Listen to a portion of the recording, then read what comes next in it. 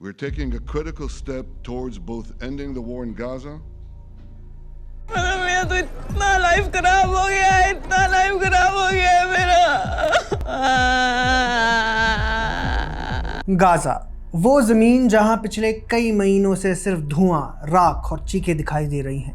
अस्पताल खंडर बन चुके हैं, बच्चे अनाथ हो गए हैं और लाखों लोग विस्थापित हो चुके हैं। पूरी दुनिया ने देखा कि कैसे इस छोटे से टुकड़े पर लगातार खून खराबा जारी है और अब इसी युद्धग्रस्त धरती पर शांति की एक नई किरण दिखाई दे रही है। अमेरिकी राष्ट्रपति डोनाल्ड ट्रंप का 20 पॉइंट पीस प्लान। लेकिन मित्रों, गाजा में अगर शांति स्थापित हो गई तो भारत में राणा अय्यूब जैसे लिबरल जमातियों का क्या होगा? ट्रंप के शांति प्रस्ताव की सबसे बड़ी बात है सीज फायर और बंधकों की रिहाई। प्लान के मुताबिक अगर दोनों पक्ष मान जाते हैं तो 72 घंटे के भीतर सभी इजरायली बंधकों को छोड़ दिया जाएगा। इसमें वे भी शामिल हैं जिनकी मृत्यु हो चुकी है, उनके शव परिवारों को सौंपे जाएंगे। बदले में इजरायल लगभग 2000 फिलिस्तीनी कैदियों को छोड़ेगा, जिनमें वे भी शामिल हैं जिन्हें उम्र कैद की सजा सुनाई गई थी। दोस्तों, यहाँ सोचने वाली बात है, क्या हमास इतने बड़े स्तर पर कैदियों की रिहाई चाहता है या बंधकों को अपने पास रखकर और सौदेबाजी करना चाहता है? ये पहला बड़ा सवाल है। दूसरा पॉइंट है इजरायली वापसी। दोस्तों, ट्रंप के प्लान में लिखा है कि इजरायल धीरे धीरे गाजा से अपनी सेना हटाएगा, लेकिन सुरक्षा परिधि में उसकी मौजूदगी बनी रहेगी। मतलब पूरी तरह से हटना नहीं होगा जब तक ये साबित ना हो जाए कि गाजा अब आतंक मुक्त और हथियार मुक्त क्षेत्र बन चुका है। यानी शर्त साफ है, हमास को अपने हथियार डालने होंगे, सुरंगें और हथियारों का जखीरा खत्म करना होगा। लेकिन सवाल ये है, क्या हमास, जिसकी पूरी पहचान ही हथियारों और प्रतिरोध पर बनी है, वे इस शर्त को मान लेंगे? अब बात करते हैं गाजा की शासन व्यवस्था की। ट्रंप ने कहा है कि गाजा का प्रशासन किसी राजनीतिक पार्टी या हमास के हाथ में नहीं होगा। यहाँ बनेगी एक टेक्नोक्रेट कमेटी, यानी विशेषज्ञों, गैर राजनीतिक लोगों की सरकार। इनके ऊपर नजर रखेगा एक बोर्ड ऑफ पीस, जिसका नेतृत्व खुद डोनाल्ड ट्रंप करेंगे और इसमें ब्रिटेन के पूर्व प्रधानमंत्री टोनी ब्लेयर जैसे लोग भी शामिल होंगे।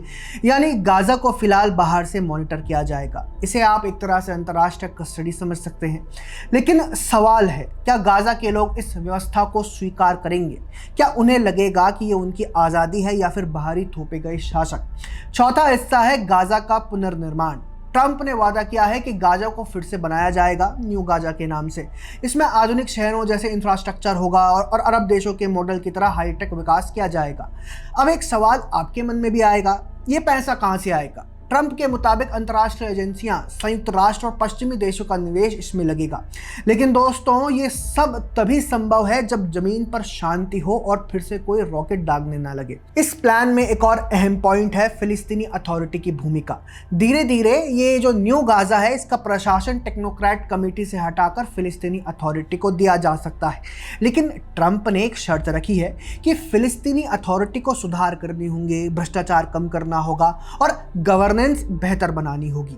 यानी फिलिस्तीनियों को अपनी खुद की लोकतांत्रिक सरकार पाने के लिए कई शर्तें पूरी करनी होंगी। अब आते हैं भारत पर। प्रधानमंत्री नरेंद्र मोदी ने इस प्लान का स्वागत किया है और कहा है कि हर उस कोशिश का समर्थन करता है जो हिंसा को खत्म करे और क्षेत्र में स्थायी शांति स्थापित करे। दोस्तों, ये बयान सिर्फ औपचारिक समर्थन नहीं है। भारत लंबे समय से कहता आ रहा है कि आतंकवाद किसी समस्या का हल नहीं है, और अब जब गाजा में आतंक को खत्म करने और शांति बहाल करने की बात हो रही है तो मोदी जी का समर्थन पूरी तरह से नेचुरल है। भारत का एक और नजरिया भी है, गाजा और इजराइल में शांति होने से पूरी दुनिया की तेल बाजार और वैश्विक अर्थव्यवस्था पर सकारात्मक असर पड़ेगा, जिसका फायदा भारत को भी मिलेगा। लेकिन सबसे ज्यादा नुकसान होगा लिबरल समाज को। जरा सोचिए, राणा अय्यूब का ट्विटर पे आउट अब कैसे आएगा? ग्रेटा थनबर्ग अब हर महीने क्रूज पर कहाँ जाएंगी? रवीश कुमार जैसों के लिए अब एक बढ़िया एसईओ देने वाला मुद्दा दफन हो गया है। खैर, क्या ये प्लान स्थायी शांति लाएगा या सिर्फ एक और अंतर्राष्ट्रीय ड्रामा साबित होगा, ये तो वक्त ही बताएगा।